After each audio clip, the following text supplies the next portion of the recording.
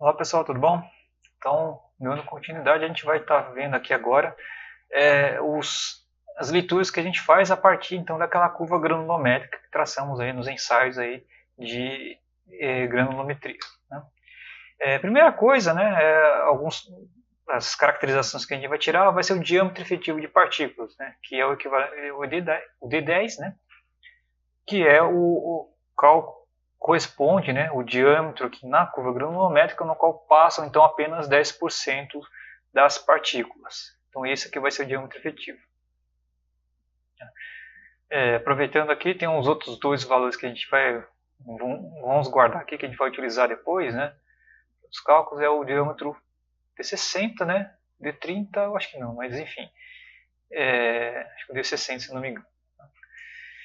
Bem, só voltando aqui ao diâmetro efetivo, né, ele é um valor que é utilizado então para cálculos de permeabilidade. Então a gente vai estar falando mais à frente sobre permeabilidade de solos, né, sobre drenagem, que também está ligado diretamente com a permeabilidade de solos, né, e a gente também vai utilizar também, por exemplo, em tratamento de água lá para dimensionamento de filtros granulares, né, que vão ser, por exemplo, preenchidos por areia. E aí para isso um valor de caracterização que é utilizado é o diâmetro efetivo.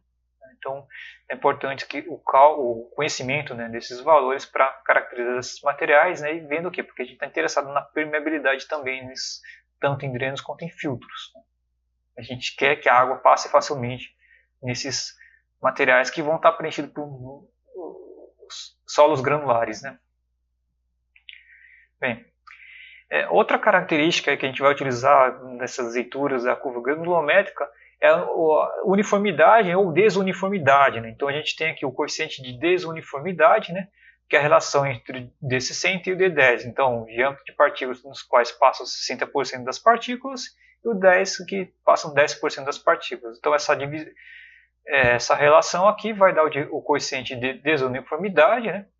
Valores menores que 5, então você tem um valor, você tem um solo bem uniforme, muito uniforme, desculpe. Entre 5 e 15 tem uma uniformidade média e maiores que 15, então é um solo desuniforme. Também uma outra caracterização que a gente faz aí em relação à distribuição granulométrica em relação à distribuição dos tamanhos de grãos. Né? Então a gente vai ter solos aí que tem uma distribuição bem graduada, a gente vai ter solos bem uniformes que só tem praticamente um tamanho, um diâmetro médio aí constante de partículas, e se tem uma graduação aberta ou desuniforme. Então a gente tem alguns diâmetros de partículas e outros não. Né? Então, como é que ficaria isso numa curva granulométrica? Então a gente tem aqui os três casos, né? Então, aqui, numa distribuição contínua ou bem graduada, então você tem aqui a presença de todos os diâmetros de partículas, né? A uniforme, então, que você tem praticamente um único diâmetro de partícula, então você tem esse salto aqui vertical, e a desuniforme ou descontínua que alguns diâmetros de partículas você praticamente não tem distribuição, então você tem essa linha horizontal, né, na distribuição da curva granulométrica. Então, a areia bem graduada, você tem aqui o exemplo de uma curva aqui bem inclinada lá, né, vários diâmetros participando, né, e aí o coeficiente de desuniformidade, né, entre 5 e 15, aqui, tudo isso, né, mas enfim. Aqui, o solo desuniforme, então você tem aqui alguns diâmetros faltantes, né, então por isso que você vê algumas linhas horizontais na curva granulométrica, e aí esse coeficiente de desuniformidade é maior que 15, e aí é o solo bem uniforme, então você tem aqui um salto aqui vertical, você tem diâmetros de partículas praticamente constantes, você tem os outros diâmetros praticamente não existem, e aí o coeficiente de desuniformidade é menor que 5.